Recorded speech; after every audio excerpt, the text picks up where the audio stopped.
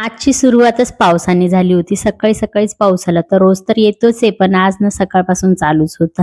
काल मी hair oil केलं होतं, त्यामुळेच मला आज हेअर वॉश पण करावं लागलं. मग आज हेअर वॉश वगैरे केला आणि स्वयंपाकाला लागले, कारण विदूला स्कूलला जायचं होतं. ती स्कूलसाठी कधीच कंटाळा करत नाही. कितीही झोपेत असली ना आणि मी तिला उठवलं स्कूलला जायचं, तर लगेच उठते आणि अंघोळ वगैरे करून घेते. मग तिला स्कूलला सोडून आले, तोपर्यंत माझं एक पार्सल आलं. हे पार्सल आता या पार्सलमध्ये काय आहे ना, ते उद्याच्या ब्लॉगमध्ये मी तुम्हाला नक्की दाखवेल.